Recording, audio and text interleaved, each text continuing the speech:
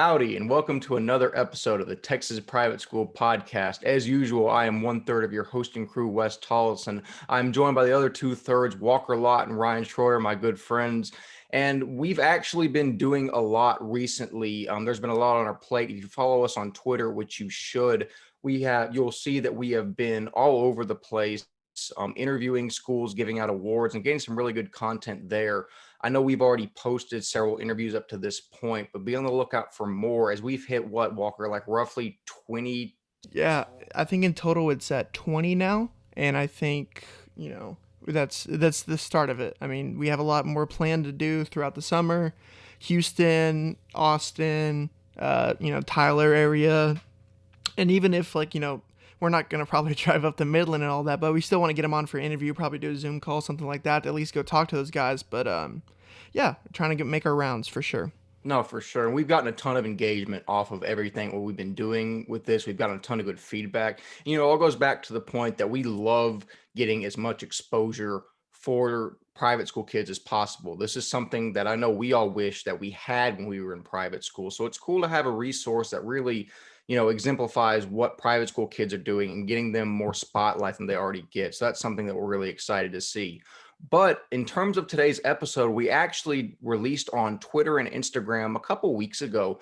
We asked, what are some of the best stadiums in private school and what are some of the biggest rivalries, which is something people always love to talk about because, rivalry is kind of a hot button topic. It's where people's emotions get really into play, and it's really, really interesting to see how those things play out.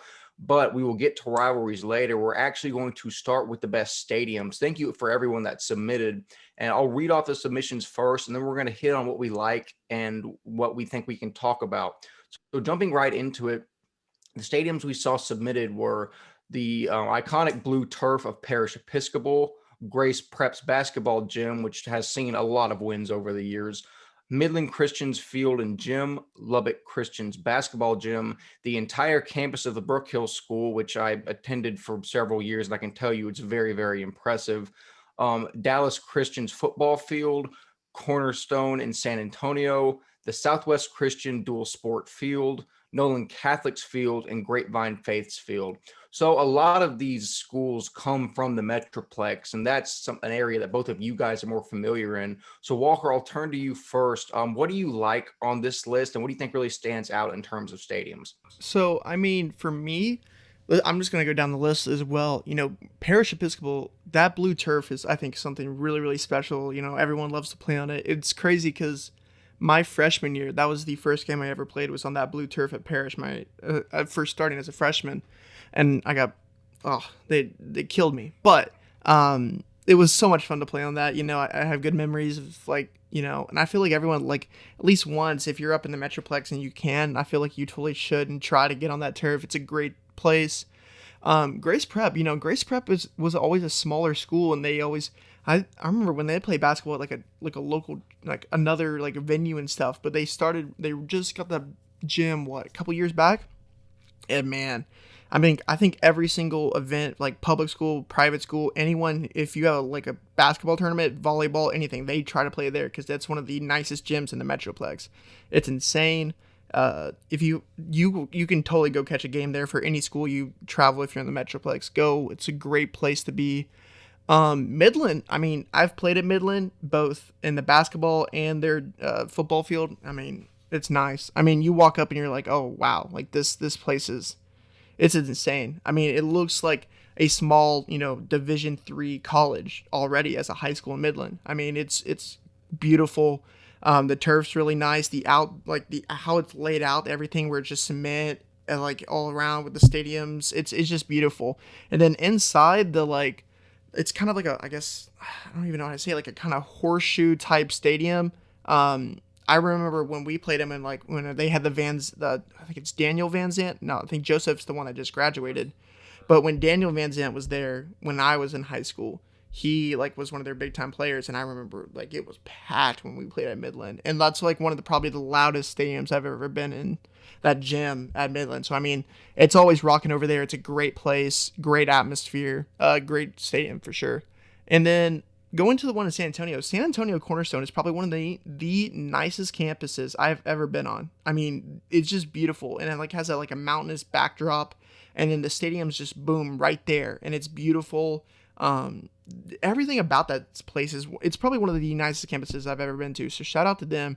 That the John Cooper School. Of all my tours, I'm just talking about the schools I was. John Cooper School is beautiful. I mean, wow. Um, Kincaid down there in Houston. That's really really pretty. That campus. I can't remember others.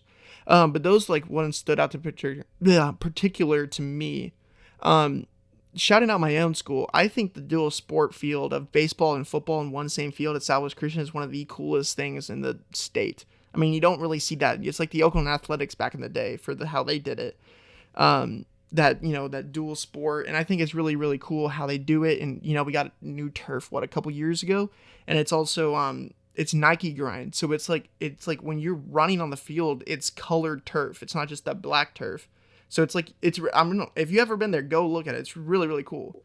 So I didn't realize when I read dual sport field, that means y'all play football and basketball. I mean, football and baseball on the same field. Yes, it will be on the screen for sure. You But have to, really? yeah, you have to look I up a need to picture. look it up. Go look it up. Okay. If I'm gonna give my little opinion here, when we played soccer on that field, it was okay. It's hard to recognize. Like for me, like I watched the baseball game there and like a soccer game there, Yeah. and it's crazy. Like I think the field is cool and all, but I mean, do y'all just not have enough room or whatever? Like how? No. Why, Well, okay, so it's been like that since when I was a young guy. I mean, we did that when I was like in preschool. I think we still had it like that. And then we got turf when I was in elementary school. And then we had that turf for like all my middle school years. And then my high school, we got the new Nike grind turf. But I mean, I think it's just like how it is. I think they have plans to do stuff down the road. But I mean, it's just always how it's been. I think it's cool. We had like a Max Preps article of one of one of the coolest stadiums ever. I think I had to find that article. But like, I believe like, it's really, really cool, honestly. And yes, it is confusing, but at the same time, especially when you're playing like football and stuff, like the lines are all there and it's always really cool. So Yeah, I'm looking. Y'all kind of went mini viral on Reddit. That's actually how I found this. All the comments are hilarious. But Really? yeah, this is actually like really I've never seen anything like that before. I didn't know that existed. I'll actually next time I'm around in the Fort Worth area, I really want to look and like see how that actually works like practically, because that'd be really interesting to watch. yeah, it's that free when you can barely hit a home run dead center over there. But I mean, that thing it's massive. But it's really, really cool. I like that whole like area. Like you have the football, and you have the baseball field that are like connected. And then there's a parking lot, and then you have the basketball. Like it's weird because it's like 2 floors and like it Yeah. goes underground, and then like whatever. It's like the whole thing in there, and then you have this massive lake that just sits. Yeah, shout out the lake. I'll do that. Shout out the lake, Benbrook Lake, represent. We're right on the lake. It's really cool. I'll give you that. I think it's one of the coolest, most beautiful campuses in the Fort Worth area and probably the state. I mean, having all this stuff you have and right on the lake where like you can just like go chill out there like whenever. It's really, really cool. And then my other Fort Worth, Nolan Catholic, I think has a really cool stadium. You go down that hill and that little like I don't know like valley is that stadium with the like the stadiums on the one side that I think is just one of the coolest things. It's also kind of near a lake as well. So I mean, Yeah, me and Ryan were debating before the pod started whether that was a lake or a big pond. Where basically it was a small lake or a big pond. So I mean, if anyone from Nolan has any like guidance on that, I'd be happy to hear it. But yeah, no, it's a really nice area. There's definitely a name for that. There's like a name of like they named that little pond or lake or whatever. They're like, yeah, that's our special lake. But no, it looks pretty. I like it. I even like the valley, like central, like because you have. If you look at the photo that's probably on screen, you can see the press box is like super far away. It's on top of that little hill. They then have like a wall. The bleachers come down here, the field's here, and then they have another set of bleachers on this side. So it's like it's pretty interesting. So I'm on Google Maps at the moment, or Apple Maps, sorry, and it's the stadium itself, and then it's called White Lake, so it is officially a lake. That's not a lake. If it's a lake, it's a lake. All right. It's a big pond. That thing can't be more than like 4 acres big. And then for me, playing for in high school, I think Grapevine Faith's like facilities of the football field and the gym together, I think is really, really nice. It is kind of weird, like we were talking about earlier, where like it's kind of separated, where you have to kind of walk from campus to campus. But I do think it is really nice. I think that Ford Field, I believe that's what it's called. I think it's really, really nice. So No, for sure. I'll vouch for the stadiums I've been to on this list, by which I can count as 1, 2, 3, 4. So starting with Parish, I played at Parish my senior year, and I remember less of what the field looks like and more how badly they beat us, because they were just otherworldly. I mean, they were like the best team in Division 1, and we were like an average team in Division 2, and they smacked us around. But the blue turf was cool because no one else in private school has that. I'm going to be honest. I hate Boise State's turf. I'm not a big fan of blue turf in general. However, I don't know. In high school, you can kind of get away with it. It's different. As a college football fan, hating Boise State, I think that's just like not allowed. I mean, I don't know. It's something about the blue turf makes my eyes want to bleed. I can't help it. But I'm not saying Parish's turf is bad. I'm just saying they can get away with it in high school, but in college, I'm not a big fan. In terms of Midland Christian, it's kind of the same thing as Parish.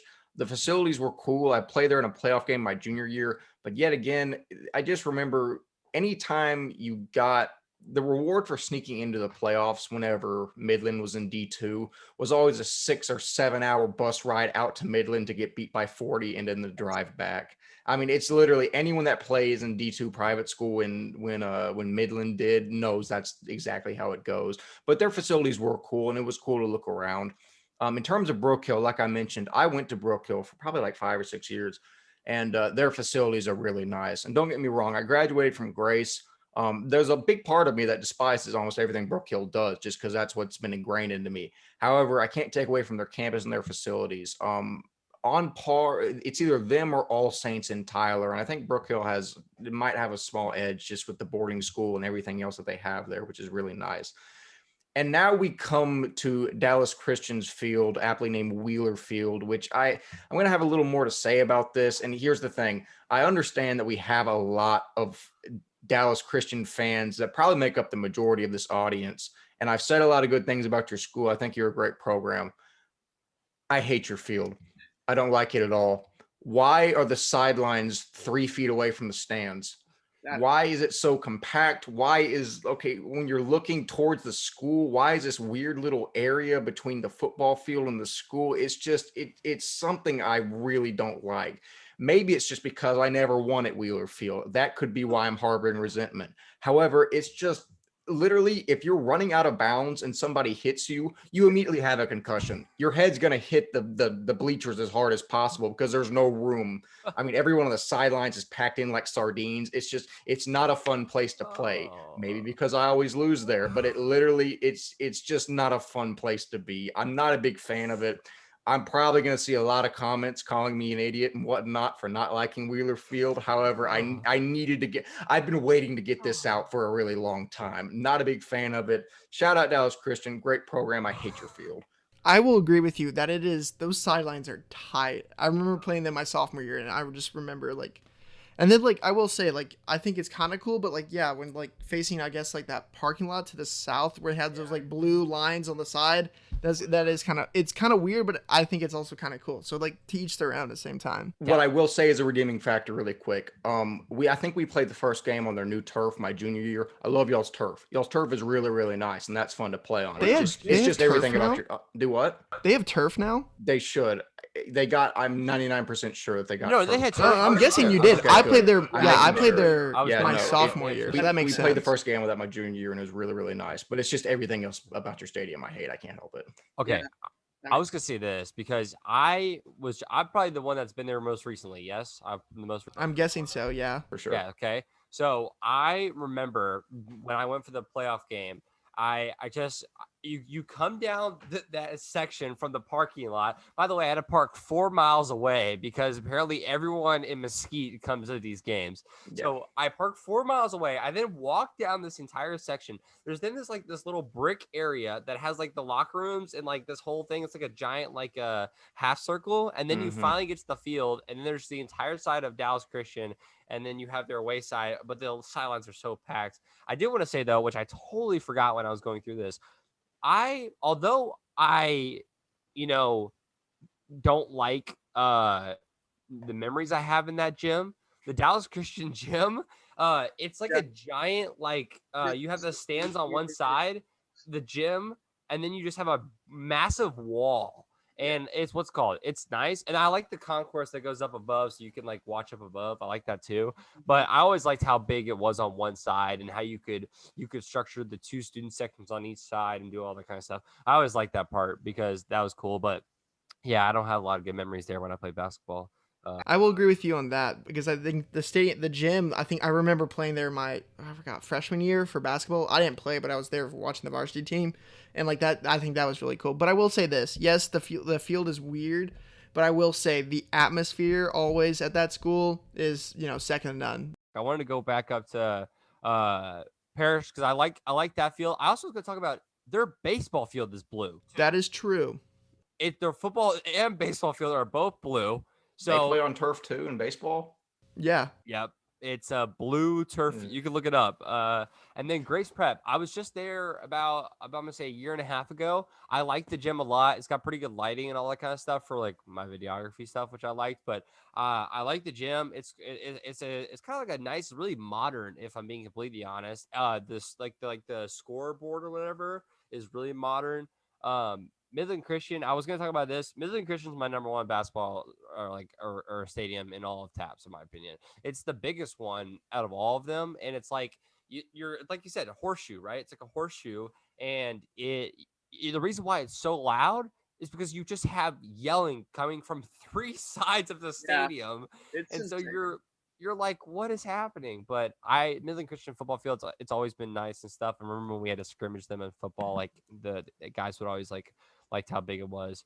And then Brook Hill campus, I'll always say this, Brook Hill's campus is super nice. It's gorgeous. It's probably because it's a boarding school, but it's just so like insanely nice. I played soccer there my sophomore year. I really liked that. It was an overall nice field.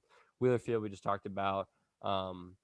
Then yeah, we already talked about Southwest Christian Field, but the Nolan Catholic, I really liked how that valley shape, whatever thing. And then Grapevine Faith, I was going to talk about their gym because their gym is super, super nice. And I like how the lighting is in there too, because it's just so bright. And I like how nice the court is. Like the court is just super nice too. Their entire facility, you walk in that gym or the outside of that gym as you walk into their school, because everything is just super like modern and super nice. I've always liked that.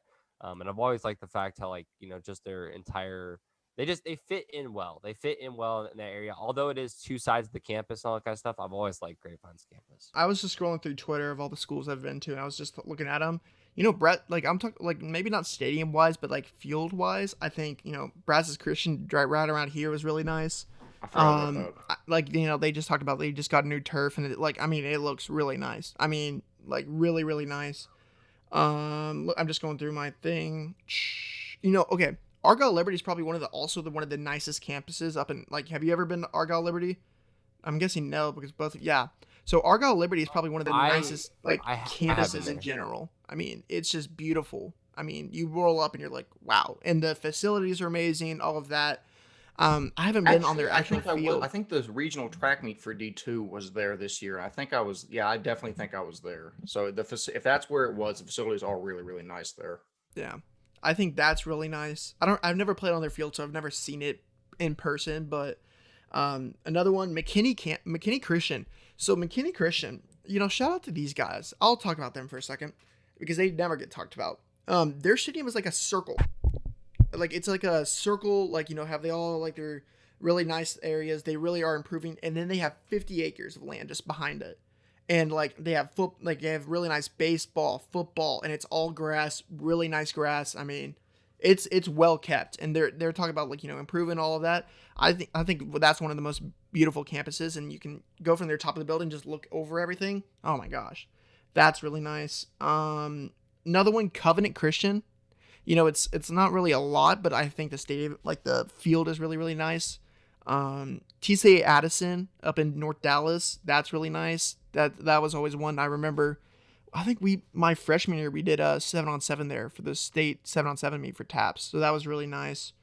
But I think that's really it for me, just like on the top of my head. You just said Covenant Christian. I was gonna comment on that. I not that I like it, I actually hate it. The Covenant Christian basketball arena, it's so small. I will give you that. Yeah, So small. It's this giant like circle like looking thing, and then they have these pillars that go up in the sides, and it is so weird looking. We gotta pull the picture. It is so. I will give you that. That was the first time I've like. Remember when we played Covenant? I never played there, but like, yeah, you walk in and you're like against the wall type of thing. Like, there's no really place for stands and stuff. So I will give him that. I'm trying to figure out where. Like, I can't even figure out where it is. Covenant Christian, Dallas basketball or something like that. I'm trying to figure it out. Yeah, I can't even find it online. But it's. Since we're all venting, just out of curiosity, what is the least favorite stadium y'all have played in? Okay, there are some schools like that don't even have a stadium, so I can't really say that, because like I remember my freshman year I played Coram Deo at some school. I played Pantego at Arlington High. I played Grace Prep at South Grand Prairie, so I don't really count those.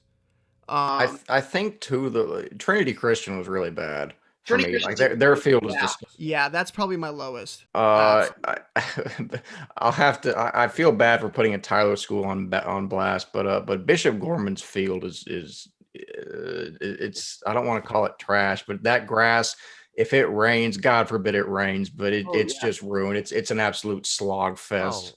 I will give you. Yeah, I'll go one, and then Ryan, you can go. One of the ones I hate is one of our rivals is Trinity Valley, just up the road. So what they do, their field is like a hump, so it's not flat. It's more like it goes down like over time. So like for our senior year, we played them at their turf. Like, remember our senior year, Wes? Almost every day it rained. Every Friday night. Oh yeah, trust me, I remember. Right. So we played there one of those pouring down games, and you were literally on the sidelines because it's all runs to the side. You're just standing in water basically on the sideline, and so it's like that. I hope they need to get turf. I mean, just being real, I think that's one of the it's just awful to play in. To be honest. Imagine trying to be a receiver that year. Every Friday it rained, and trying to catch in the rain every Friday. It was horrible. I had to snap the ball every day. That's a good point. And I had a cast on the whole time. More than I did. That's awful. It was horrendous. Legacy also has your school has a nice field. The field is nice, and I even like the gym a little bit. The gym's kind of small, but I like the gym. The field is cool.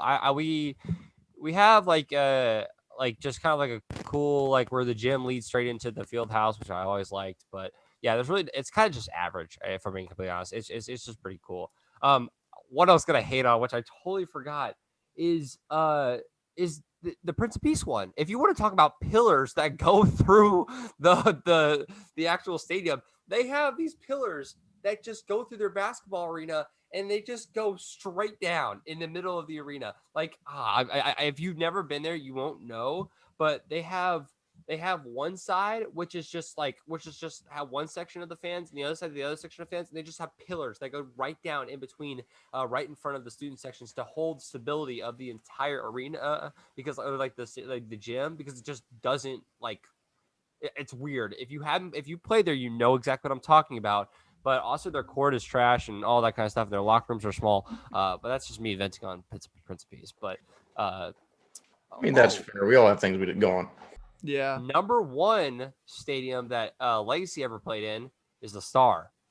Y'all played Prince of Peace at the Star, didn't y'all? We get to play the Star every year. So that's our little thing. So technically we have a better stadium than everybody else in Taps, if we're going to be completely honest. So for time's sake, I'm actually, unless we have anything else we want to talk about with campuses, that's pretty it. I'm going to move us on to the rivalries. Now, there are a lot here. Y'all did well and submitted a lot.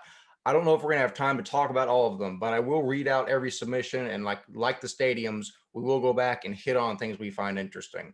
So starting here, we have probably the two most frequent submissions: Dallas Christian versus Fort Worth Christian, then Grace versus Brook Hill, which I definitely will have some words on in a little bit. Then the Holy Bowl, which is Holy Cross versus Central Catholic at the Alamo Stadium. Then Central Catholic versus Antonian Prep.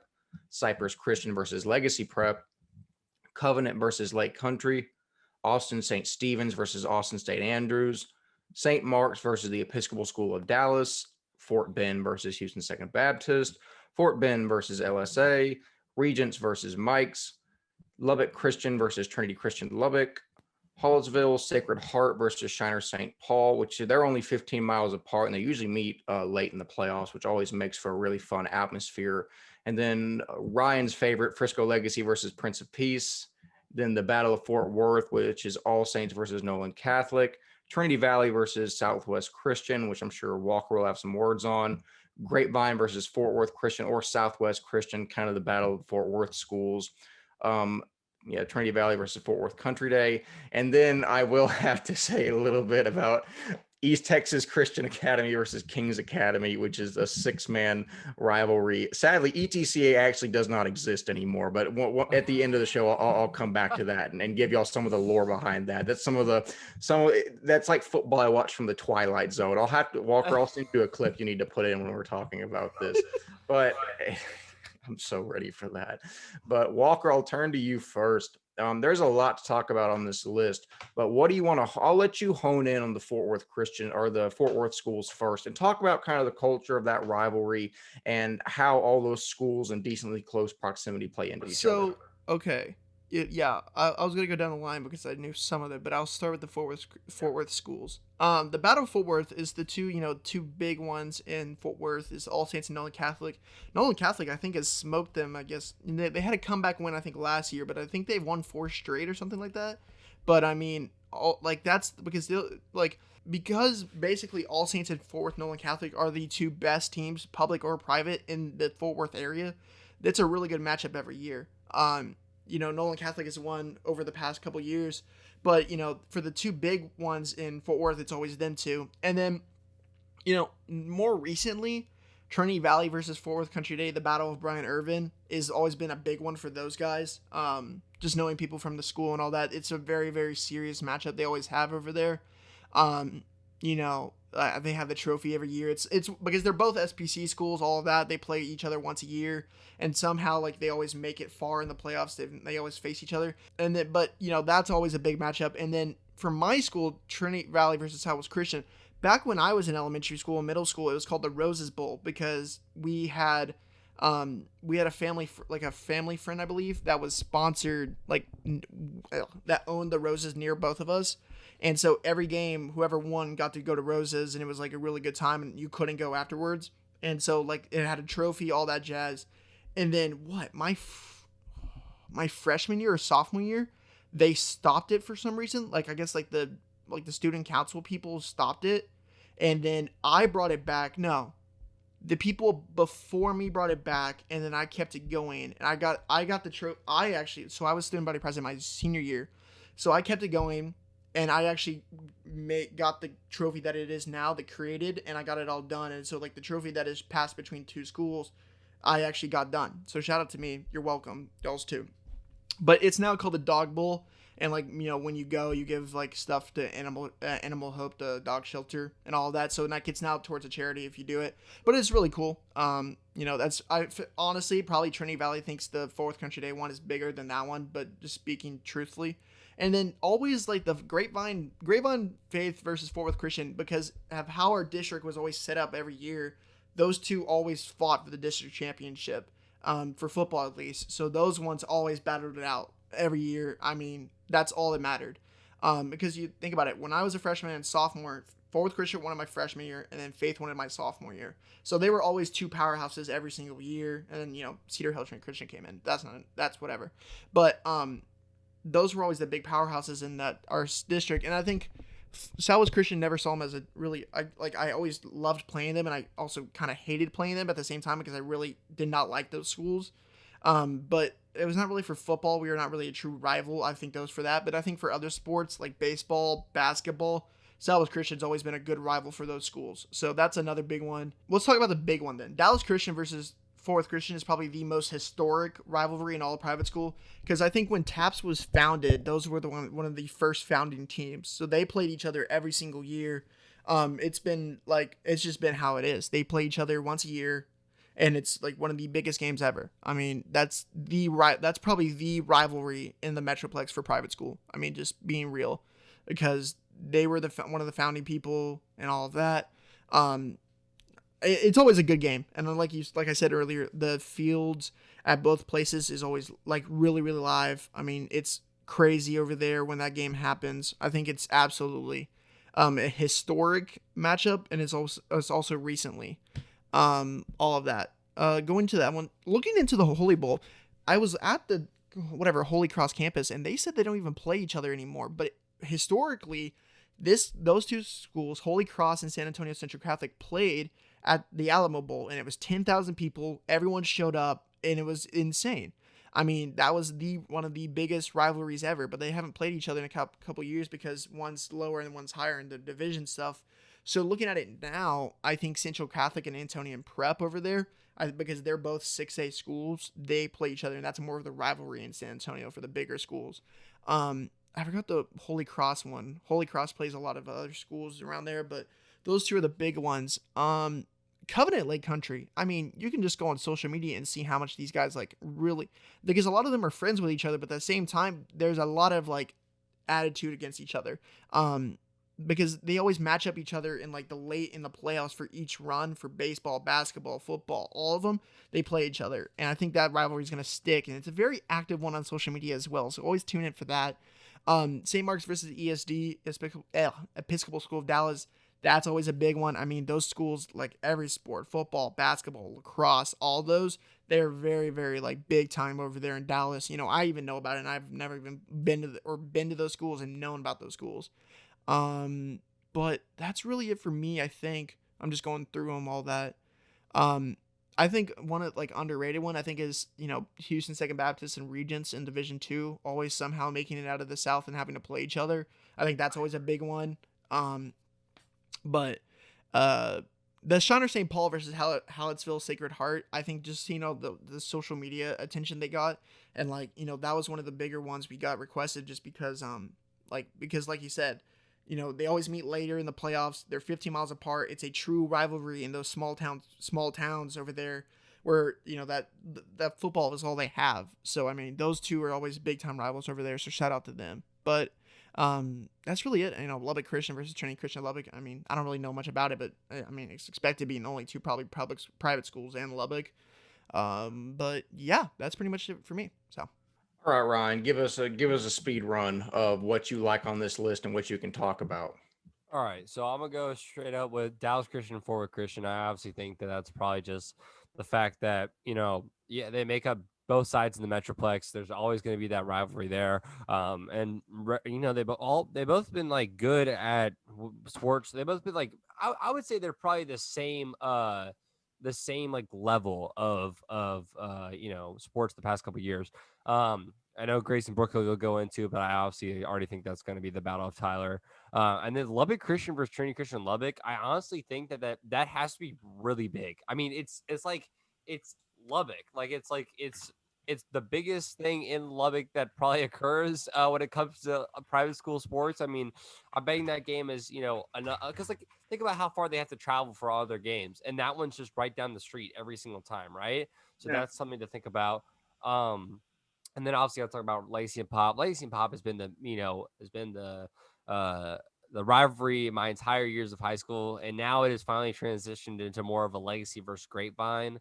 Because that's just how it's been. I mean, we've put up a lot more competition against Grapevine, and Pop I think they're dropping to Division 3 or 4A these next couple of years in sports. So I think that's what you kind of have to realize is that Pop's kind of falling off the board.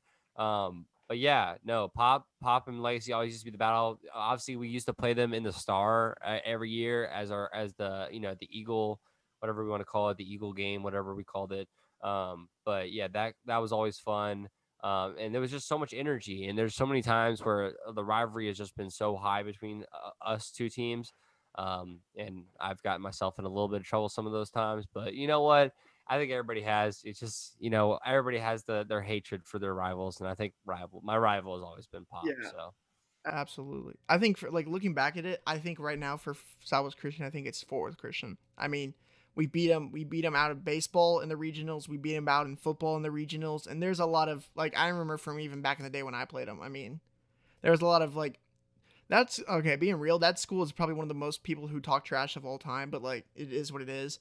But I think Oh, I'll that's have a counter to that. yeah, absolutely. I think that that's a I mean, for how good the success they've had, they can talk the talk and walk the walk, so good for them.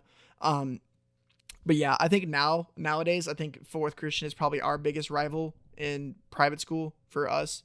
But yeah, I just wanted to add that because it was I was very happy when I saw Tyson Flowers and the rest of my Southwest Christian team beat Fort Worth Christian in the regionals, and it was very, very exciting. So For sure. And I'll take the people that talk trash into a transition into I'll just take the Tyler rivalries because we talked about everything else enough. And I don't think a lot of people outside Tyler know the dynamic of all the schools and how they interact and how that contributes to a rivalry. So Tyler, obviously it's in East Texas. It's kind of it's between a small town and a city. It's about 100,000 people.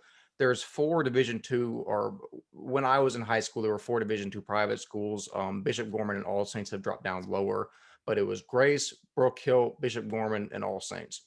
And the thing is, all these kids, like their families work with each other. They might have gone to school with all these kids at one point. Everyone knows everyone from all these schools, and they're small enough that contributes to a very, very intense rivalry because, half the time, you're dating someone that goes to this school or, your ex goes to that school, or there's like a lot of things like your sister's best friend's boyfriend goes to that school and you got to beat him. There's a lot of beef going on at all times.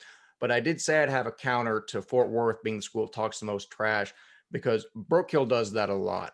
And again, I'm not demeaning Brook Hill. I'm stating facts. Brook Hill has had one of I don't want to say they don't have a lot of control over their program, but they let the leash is very long. If you've ever played basketball at Brook Hill's gym, you've watched it or you've watched football, there's a lot of jawing that goes on. And I think that's a strategy they use to try to get in people's heads. I remember my senior year, it worked. I mean, I remember my receivers coach had to pull me aside like right before the game. He's like, "What are you doing? Why are you letting all these kids jawing like completely throw you off?" And it did. So they do that well.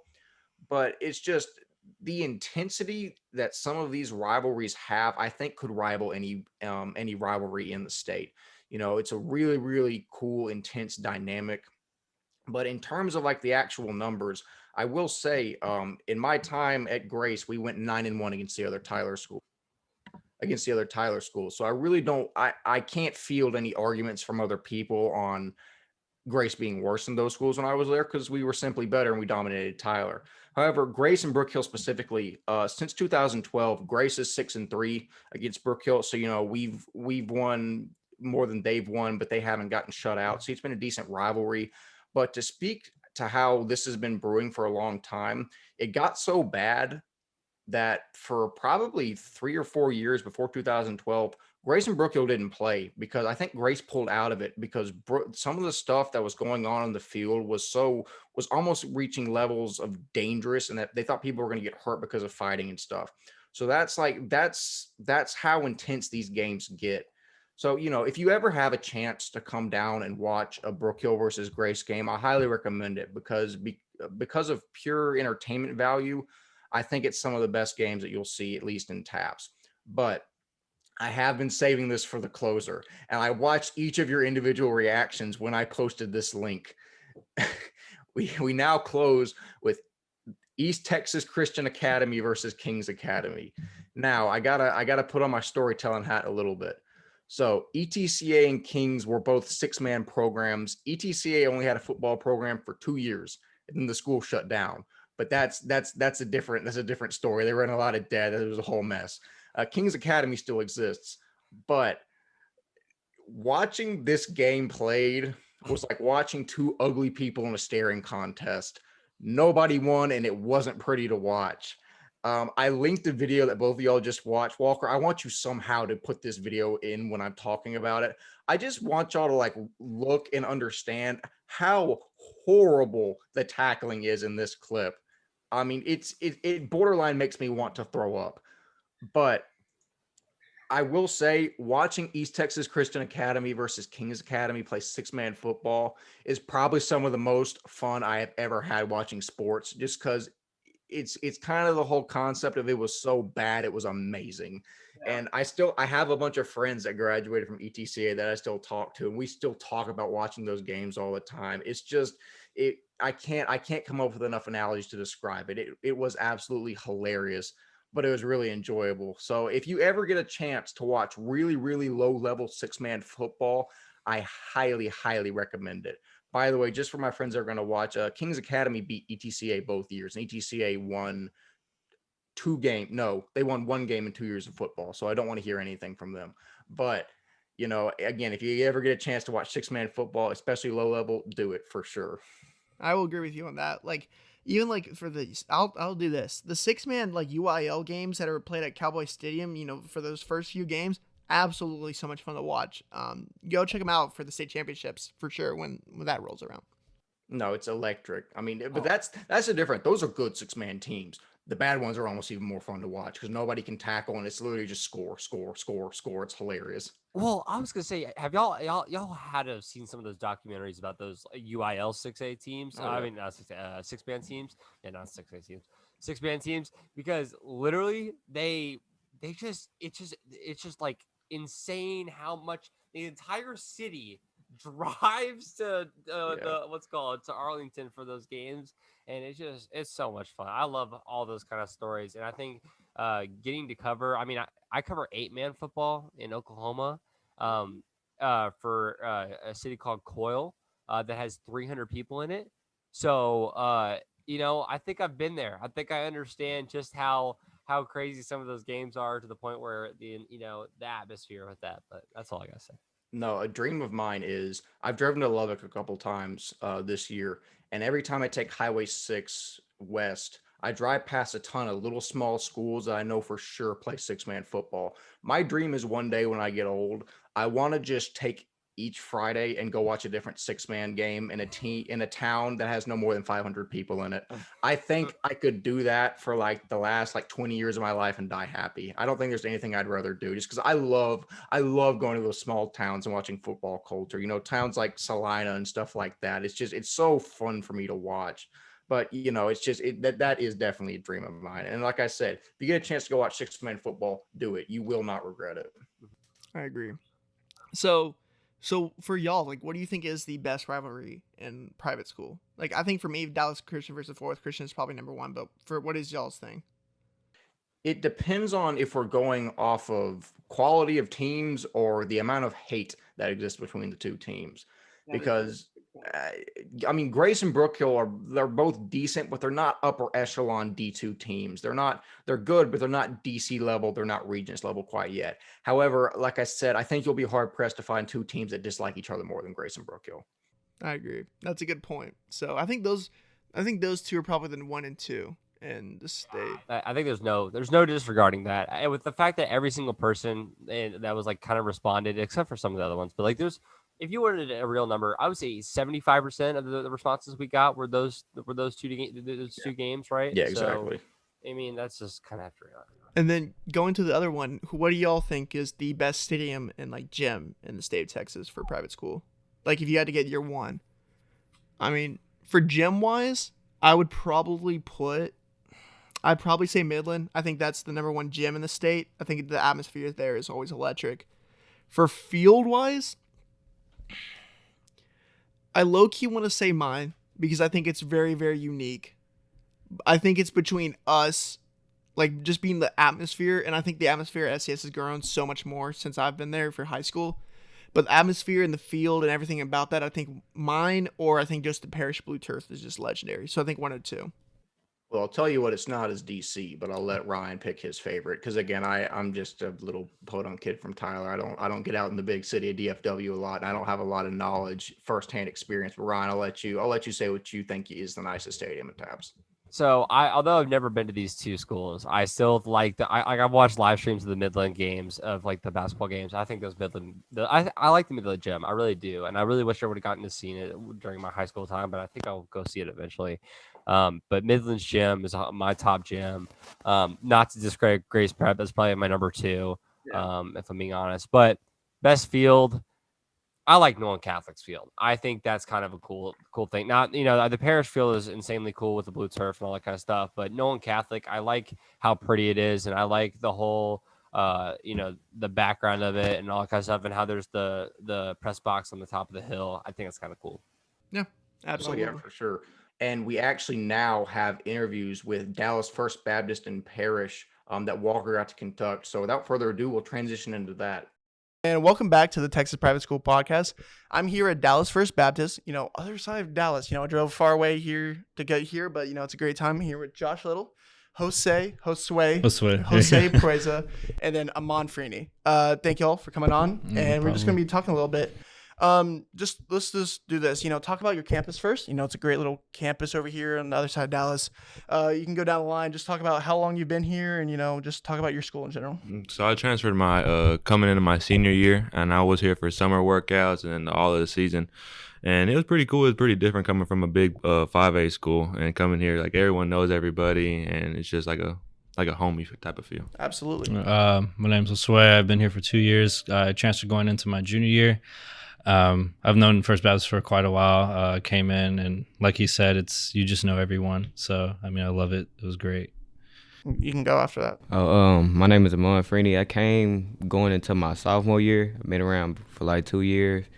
The campus, it was different coming from like big schools, and just everybody know everybody. It's different. Absolutely. Do y'all like that difference? Is it something that y'all like? Because I think, for me in college, I went from class of 75 to one of the biggest colleges in the nation. And everyone's like, how do you do that? And, there's a lot of people from my school that don't go to college, like a big campus, because, they like that, small school feel. Yeah. Do y'all like going from like the big 5A, like you said, to going down to this, or how's that feel? Yeah, it was kind of cool because, it was a class of like 600 people and then going to a class like 20. Absolutely. And then, but everybody's parents at everybody's games, everybody's like cheering everybody on. It's just like, they they can support you. Mm-hmm. Absolutely. Y'all agree with that? That? All right. So let's talk about last season. We'll go y'all's too, and you can add on, of course, because it is your senior season. Talk about last season, highs, lows. What'd you just overall think? It was really high until the semifinals. Yeah. We were on the road to state and just couldn't finish it out. Y'all play Bishop Riker, correct? On that, yes. Because there was a pretty good team there down in Waco. Had that one dude, that running back Eli. How was it? At least making a long playoff run. That must have been exciting for sure. Yeah, it was fun. It was fun winning, but we wanted to stay. Tasting your mouth still there. What do you think? Yeah, I think it was just a huge turnaround just from my junior year, just going from winning 2 games to making it to the semifinals. I think it was just a huge turnaround for the program. So yeah, you have anything else to add on that? Oh yeah, I just liked it because like nobody ever thought like we'd be in the state semifinals. Right. Yeah. Just everybody always counted us out, and we just end up pushing through. Yeah. So how was it having these 2 guys as the senior leaders? Was it pretty cool to have those guys there? Yeah. Most overall, it was hilarious. Right. Yeah. So both of y'all went from like 5A big time schools and then transferred in here. You probably had a school you were going to before you came to your freshman year. How do you think Division IV football is different? Of course it's gonna be different, right? But how do you think because I just went and interviewed the people from Brian Brazos Christian like a week ago, right? And they talked about, they were on the other side of the bracket, and they talked about, yes, you don't have it's not the same like big time guys as like a 6A public school, right? Right. Yeah. But you still have the competitiveness there and all of that. Do y'all agree with that, or what do you think? Sure. Yeah, I think it's just in the end, like like I remember just going into first round of playoffs last year, like it's still that Texas football field. There's just something different about it. Like regardless of what division, it's still big time. Absolutely. I think that's crazy because I think like me and my buddy were talking. I said this on the last episode, but whatever. Like you can find in any level of football, like anywhere, you can still find dudes. You can still find athletes. You know what I'm saying? So I think it's just finding those guys and all of that. Let's talk about the school for a little bit and this coaching staff. Talk about coach and just how these guys are. How influential were y'all? Coming here and all of that. Coach Rob really. He knows what he's talking about. And right. You can tell he knows what he's talking about. Lovvorn, he knows what he's talking about. I know. Yeah, so we have Coach in the room right now just making sure we're doing all right. So, he kind of had to say that. But talk about your coach. I mean. Well, he was my quarterback coach. So, I mean, definitely he was always breathing down my neck. But, right. I mean, it was at the end I learned so much, and I can't wait to just – like take that knowledge and go on to Texas Wesleyan. Absolutely. What about you? Just the same, like Coach Rob and Coach Lovvorn. They always just want me like perform to like the best of my ability. Want me to reach like my full potential. So yeah. Yeah. All right. We're gonna talk about you for a little bit, okay? So you went kind of off this year, didn't you? Yeah. But I mean, technically both of y'all, because y'all were both up for Offensive Player of the Year in Division 4 for us. How was it having a guy like that to throw it to you? And just talk about your senior year, man. 1,000 yards receiving, that's pretty big. Well, not a lot of people know this, but I haven't played football. This was my first real season playing football. Really? Yeah, I've played basketball, and then I wasn't good at it. So I switched to football, and I ended up being all right at it. And so what made you actually want to play football this year? I thought that I could go to college for it. Right. And I mean, I was right. Yeah, you were right. Yeah. So you kind of just played here and there, and then finally this year I played in middle school, and I mean everybody plays in middle school. Right. High school I didn't play, and then my sophomore spring I played at I went to spring ball. Right. And my first rep I went against the varsity DB, and I caught a one-handed pass on him. Right. And then after that I started, and then I came here, and then this was my real season. Actually insane because I was when I was doing the going and studying for figuring out who we wanted to pick it, right? And I went through film, I went through Twitter, and I went through your Twitter, and you went to one just work out in the off season. You had videos from that. And I went, it looked like you've been playing for a couple years now. Yeah. That's actually insane. That's insane. Wow. Yeah. So what made you want to change it? Just because you want to play college ball, or did this guy tell you, "Hey, get over here and let's play," or what? No, just I want to play college ball, and same thing. Yeah. Talk about that. So how was this recruiting process for you then? It must have been exciting. Yeah, it was. It was when college coaches started calling. It was really cool. It was different. Right. I didn't think it was gonna happen, but it did. Right. So you ended up at ECU. Congratulations. Mm-hmm. So how are you excited to get over there and all that? I'm really excited. The coaches, we talk all the time, and it's a really good coaching staff down there, and I really like it. That's awesome. I honestly think looking at your frame, what is it, 6'4"-ish? 6'2". 6'2"? I want to give you 6'4", but never mind. Yeah, that's what I'm saying. I honestly think that because with your size, your athleticism, and I remember one of the pictures we always use for things that freaking, what is it, jumping up, catching it behind your head. That's crazy, man. I honestly thought you were probably one of the best receivers in the state, regardless of classification. And I just I've seen a lot of dudes, and I was really, really impressed with you. So I just wanted to say that. Talk about you, Texas Wesleyan. Congrats. Yes, thank you. So how was that recruiting process for you? It was different. It was long. I didn't get recruited as much as I thought I would, but I mean, I'm definitely happy that I was given an opportunity. Yeah, for sure. Absolutely. I think Texas Wesleyan's a great place. Talk about was COVID a hard part to deal with that at all? Yeah, for both of y'all. Yeah, I mean, but I was happy I had something to fall back on because I got it the year previous. But yeah. That's awesome. How was your year? Highs, lows? What do you think? I mean, it was just nice, just going into each game having this guy by me. I felt real confident. Having one of the best, like you said, one of the best, if not the best receiver in the state. One of the lows was just early on I had injured my ankle. I sprained it, so just dealing with that the first 3 hard games of the season. But I always had him to rely on. So and my offensive line did their best for me. So I'm proud of them. They did well. Let's talk about you now. Okay, so you had a pretty good year this year, I'm guessing, right? So just talk about your year as well. Highs, lows, all that. Well, I had a good defensive year, better than offensive. I I managed to help the defense out a lot, moving from corner to safety, moving around from safety to corner, just filling in spots where, other DBs can step in. I had good offensive reps too, but just like this year, I'm focusing on like working on my offensive game better, like more than my defensive game. So yeah. What do you like more, safety, corner? What do you like? You like being locked down? Yeah, I like corner better. Yeah, you like locking somebody down? Yeah. That's what I like to hear. So what do you play on offense then?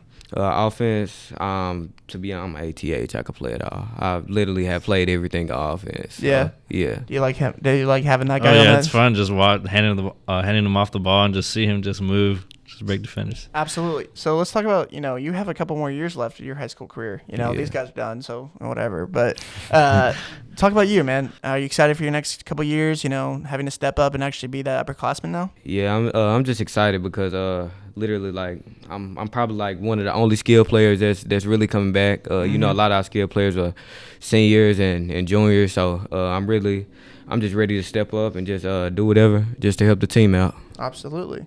Let me look at my list. I have other stuff. I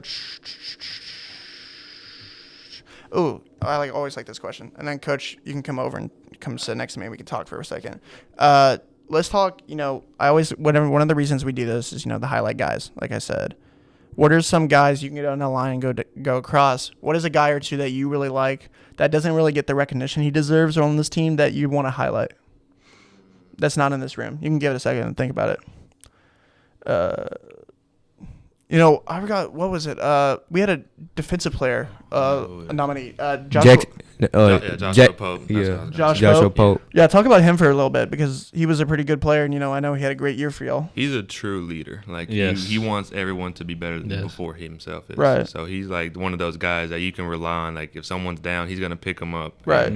That he's a really good athlete too. Awesome. You have anyone else? I'm gonna have to agree with him. I mean, I don't know, but his body transformation from freshman to this year. Oh yeah, I saw that. Yeah, it's crazy. Phenomenal. Right. I mean, we always give him a hard time about it. He's now like wearing like those muscle shirts now all around. Yeah. It's funny, but I mean, he just works. That's all he is. He's a hardworking man, and I really wished he could have gone on to play somewhere. He definitely had the ability to. So awesome. Yeah. Coach, you want to come over here for a second? Let's talk about these guys. Having these two seniors around, that's pretty cool. Talk about them, man. Having a guy like this on the outside always. Yeah. Just talk about your seniors. Yeah. This guy, Josh, even when people knew we're going to him, they put a safety over the top. There were sometimes we stopped film in our quarterfinal game. The next day we're watching it, and I showed Josh, we ran the ball, I don't know how many times in that quarterfinal game against Sacred Heart. But I showed Josh, look at this. You pause it. They got a corner press up on him, a safety over the top, a linebacker out. They were going to make sure that Josh Little did not beat him. Well, Josh Little beat him by them covering him with three guys, and we were able to run it. Josue ran the ball well. A couple of our other running backs ran the ball well. So he had a great attitude about even that, and he understands the game. He knew, okay, if I'm going to take three guys, I'm helping the team win. Absolutely. They put one guy on him. He's going to score. Yep. So, it was nice. Anytime we're looking, all right, they don't have a safety over the top. Let's go. He would take it. I've got a friend of mine that actually did our play-by-play. We live streamed the games, and he was saying, in taps, probably the best yards after catch receiver there is. Absolutely. So we throw him a screen.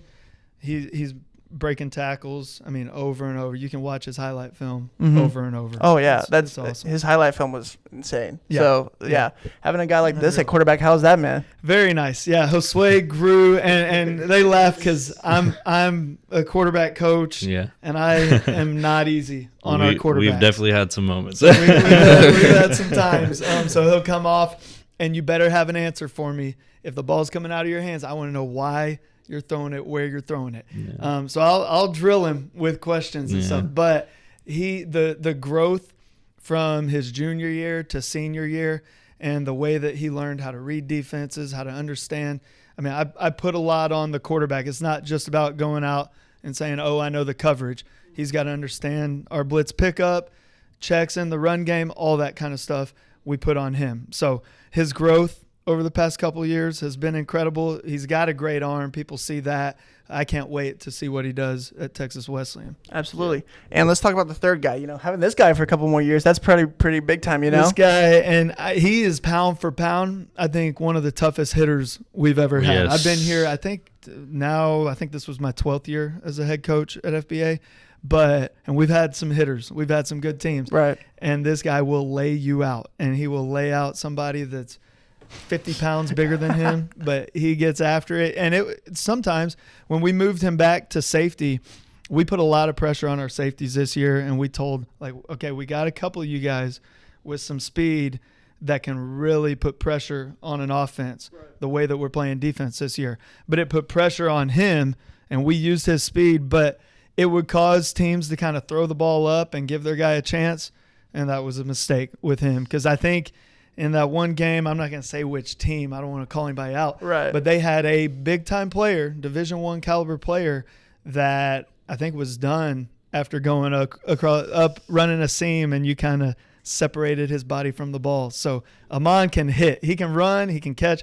But his biggest thing of his game, I think, is the way he hits people. Is that true? Yeah. And he might be quiet about it, but he's not on the field. Absolutely. Let's talk about, I just asked the question, who are some guys that they wanted to think about that are on this team? I know you, of course, have some dudes. What are some guys on this team that, aren't on this podcast but should definitely be mentioned? Yeah, so some of the seniors, we had Jayden Mitchell, who was the other safety back there, Braxton Hill, Austin Cox, and Austin's going on to play at Southwest Baptist, and he's another, one of the surest tacklers we've had here. But we had some great senior leadership. Usually we've got 4 captains. We had 6. So we had those guys I just mentioned, and then Logan Flowers. And Logan's a guy that people joke with me because we spread it out. We'll go 4 or 5 wide all the time. And Logan, this was really because of Logan the first time we're actually using a tight end. And he changed our offense completely because he's a legit tight end that could block and cave things down, go up the seam. But he was a difference maker in our offense too. But anyway, usually we have 4 captains for our senior class. But this year, because of the leaders, like they said, right. Josh Pope, but all these guys, we said we can't just do 4. And I have no problem choosing 6 guys that are going to be captains because you can't pick one of them that's not going to be. And all of them were leaders of the team. We've had some good teams. We won state. We've been in the semis 3 or 4 other times. But this was one of the most fun groups to coach because of the leaders and because they just got along. This is a tough year to be coaching it all with COVID and everything, and getting on them, put that mask on. And we were very strict so that we couldn't cancel any games or any of that kind of stuff. But this group of leaders and this overall team was probably the best group that we could have dealt with a season like this with. We'll go to you and then you can add on. Talk about next year. Are you excited? What are your goals and projections for this team next year? Well, my main goal is to be better than Josh Little on offense, which it will happen. It will happen. Yeah, but and then I just wanna step up, just basically lead the team, just be a junior leading the team. And I'm most excited to play on the new turf field.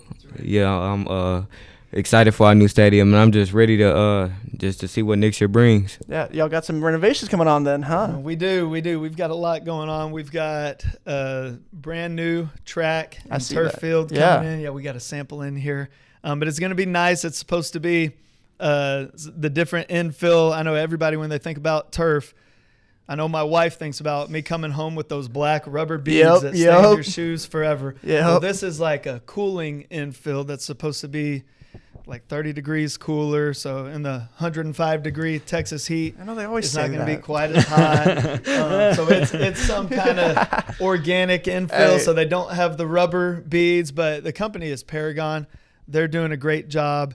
The family is Rick and Rachel Riggs that are donating so that we can have this.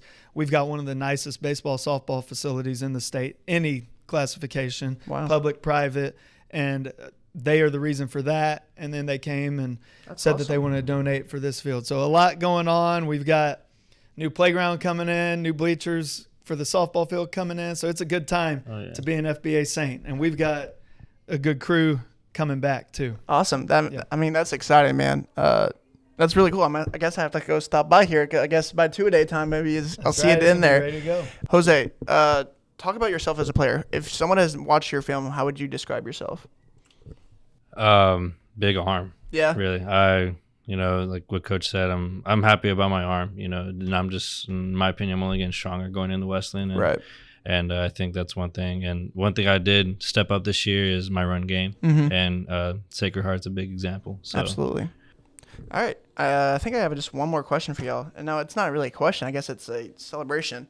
So, Josh Little, on behalf of the Texas Private School Podcast, we are awarding you your Offensive Player of the Year. Congratulations.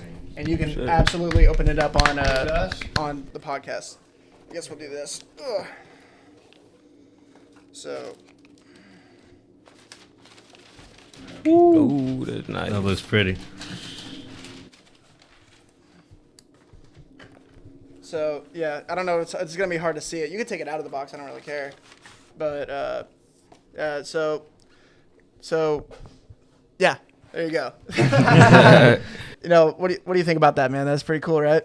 This is gonna go up on my wall. Absolutely. I always said that, wherever you go, you're gonna have a little bit of Texas in you, and you have a little show where you were in high school, man. We really looked at it. Two of the guys for Offensive Player of the Year were you and you. Yeah. So, I mean, y'all had a great offense this year, no doubt. But we just had to give it to you, man. 1,000 yards receiving. No, 1,100. I'm going to be specific. And then the film just speaks for itself.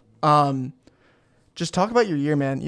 Coming into football, like you said, you haven't really played a lot. Yeah. Just having to adjust. Just talk about that, man. Well, what Coach Rob always told me was it's when you're not the what did he say? When you haven't been the man, it's hard to be the man. Right. But I proved him wrong. But that was my goal. My first game, I was nervous, and I touched the ball 3 times, and I scored 3 times. After that, it was wraps. It's a movie for the rest of the season. Yeah. Absolutely. All right, man. That's really it for me. Thank y'all for coming by. You want to say something? We cannot do this podcast without giving a shout out to Sam Herrera. Oh, yes. Sam's Shout gonna out. hate you guys if you don't mention Sam May Herrera. May I? Coming back. He'll be a my senior. center. The man who's protecting me up front. Shout out to you. He's going. His recruitment's blowing up a little bit. It is. That's why he wants his name. Shout on out this to you. podcast. Y'all check him out. He is a dog, both sides of the ball. As a center myself, I really appreciate that. Sam my Herrera, life. Jackson Herrera. Hill, Kai Nugent. Yes, Big and time Kai guys Nugent. coming back. There you go. Yes, You gotta shout amazing out running to back. them. Awesome, man. Well, that's pretty much it for me. Thank y'all coming by. Thank This is you. Dallas Thank First you. Baptist. Thank you, man. Welcome back to the Texas Private School Podcast. I'm Walker Lott. I'm here with Coach Novakov, Christian Benson, and Jayden Jones. Congrats, y'all, on the state championship. He's Thank you. the first person I ever talked to, but I wanted to come back here, come see y'all for a bit. Your school wrapping up a little bit, and in the school year on a state championship. You can go after him. Just talk about that for a little bit. I think that was just like the perfect ending. I mean, we all had the goal in mind to win our last game. So I think just to cap it off with 2 back-to-back rings and 2 back-to-back years was really special. Yeah. I know for me to join a team like that with a winning mindset, that was fun. And then playing the competition in this district, that was amazing for me. I mean, yeah, because we'll talk about you for a second. You came from Pantego, right? Mhm. And you transferred over to your senior year. Talk about that having to change and the atmosphere change. And then this year, I mean, you probably went against many really great offensive linemen this year. Talk about that competition you had to face pretty much every week. Right. So I mean, the competition that was the best part for me. So it was real fun playing against dudes that are either my height or taller, my size or taller or bigger. I know I looked forward to that. That was a big thing that I was trying to find when it came to schools, because I know at SMU I'll probably be playing dudes 6'6", bigger than that. So, Absolutely. yeah, it was fun. So how was that having to change atmospheres and all that? Was that good for you? Talk about that experience having to change atmospheres. Yeah, that was a good thing, because here we hold ourselves accountable, and it's not really a coach thing, or we're not always goofing off in practice. Of course, we're going to have our fun, but at the end of the day, we're all with the same goal. We're all trying to get offers. We're all trying to go somewhere. So. Absolutely. Let's talk about you now. Talk about your experience, this past 2 years, and then, we were just mentioning a play at the very end of the state games because I was there, and it was getting a little pretty much dominated the first 3 quarters, and then at the very end it kind of got a little scary, and then you called game basically. Paul Pierce 3, that type of thing. You called game. Talk about that, and how is that just all of that? You want to go first? You can talk first. I'll go first. So we had just gotten 2 onside kicks recovered against us, and within about a span of, the score was 35-7 with about 3 minutes left, and all of a sudden it's 35-28, which never happens. And there's 2 minutes and 2 seconds left. So like we're all looking around, going, "Uh-oh." So they kick the third onside kick. We luckily get it. We get the ball back, 1st and 10. We don't gain a yard. They call timeout. We come over. We're gonna run a power play, and he's over here, and we're all talking. The main thing I'm thinking is just get a first down. And then all of a sudden, the story comes out that he told everybody he's going to score in the huddle from 50 or whatever yards out it was, and lo and behold, takes the ball, runs, scores, rest is history. I would have liked him to gone down so we could just run the clock out and not have to go through that again. That's in my stands, I was like, is he going to go down? Oh, okay, never mind. He's just going to score then. Yeah. So talk about that, man. That's a pretty cool play to do, and talk about your emotions through that. Yeah, it was kind of crazy. I remember when they started coming back, I was like, oh, we got time. They're down 14, they're down 7, and I was like, oh crap, now we gotta do something. Right. And then we get the ball back, and I know I'm going in, and coach he pulled me aside right before we walking out. He was like, just hold on to it, just don't worry about getting yards, just hold on to it, and waste time. And I was like, coach. And I just said coach, I'm pretty sure. I turned and I walked away, and Preston was right beside me as we were walking in, and I was like, I'm just scoring. And he laughed, and then we got in the huddle, and then it just kind of happened. And I was running to the end zone. I was too hype. I was like, "No, I'm scoring this. I'm sorry." I'd probably do the same thing. Yeah, I was like, I called it. I had to do it.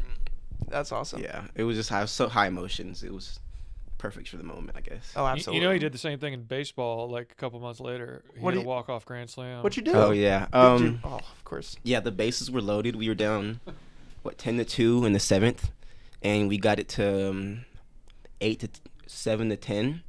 And I got up with 2 outs, bases loaded. And I remember before I walked on deck, I was like, I'm just win this right here. And right.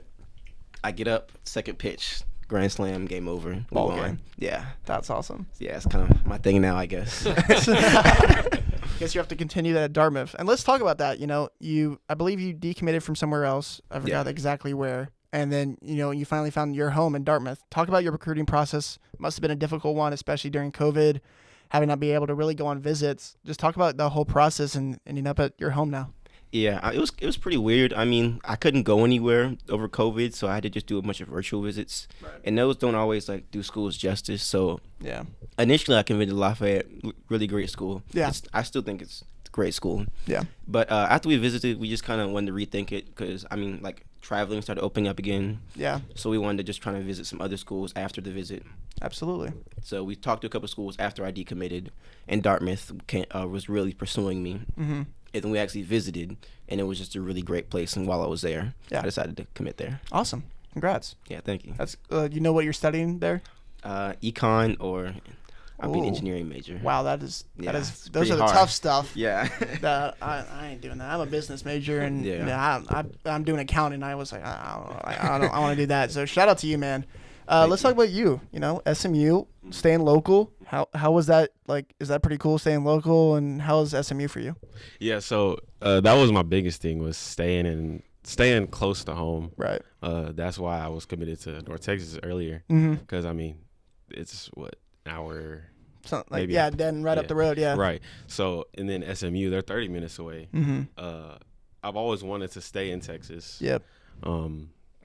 They got the Cox School of Business. They got the Jeremy Darlow over there. Yeah. So Darlow, yeah. it was a great situation. I just from recruiting perspective, I think SMU is so is right now is the big thing. I think it's something that's really, really cool. And I love how they're doing it. If you're in Dallas, you stay in Dallas. Right. I love that. Right. Samples is over there for sure. Having those guys that are just good guys, and I really like that. So I think that's a great fit for you, and especially Preston. Having a quarterback from Dallas, that's gonna be really, really cool. Right. One of the questions I always asked, I asked him long ago was, who's a guy on this team that doesn't really get the recognition he deserves? He named a lot of guys, but I like to hear from the teammates as well. who's a guy you can start us off and you can finish that, doesn't really get the recognition or the shine from a lot of those, recruiting sites, but who should get their name out there if you just want to shout out someone?